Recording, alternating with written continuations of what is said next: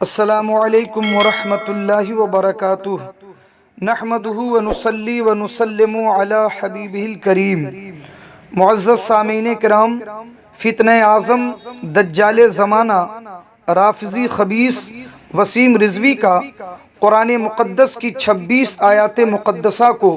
کلام الہی سے نکالنے کی بات کرنا اور ان آیات کے کلام الہی ہونے کا انکار کرنا، نیز خلفائے راشدین کے شرافت و تقدس اور ان کی امانت و دیانت پر حملہ کرتے ہوئے سپریم کورٹ آف انڈیا میں اس تعلق سے یاچکا داخل کرنا، دراصل مذہب اسلام، قرآن مقدس، صاحب قرآن اور خلفائے راشدین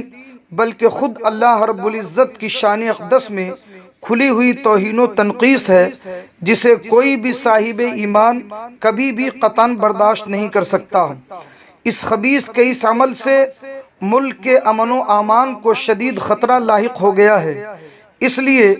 اس سے پہلے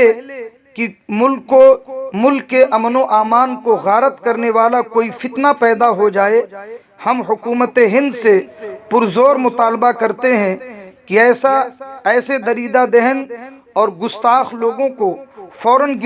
گرفتار کر کے انہیں کیفر کردار تک پہنچایا جائے، تاکہ پھر دوبارہ کوئی اس طریقے کی گستاخی کی جسارت نہ کرے۔ اور ملک کے تمام مسلمانوں سے دردمندانہ گزارش کرتے ہیں کہ قانونی دائرے میں رہتے ہوئے ایسے لوگوں کے خلاف توہین مذہب، توہین قرآن، توہین اسلام اور توہین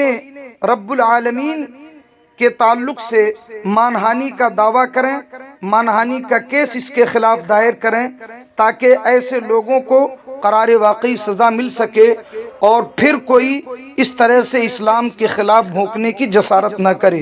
محمد اختر رضا خان مصباحی، مجددی، خادم التدریس والافتاء دارالمخدومیہ ورکن جماعت رضائے مصطفیٰ، ممبئی۔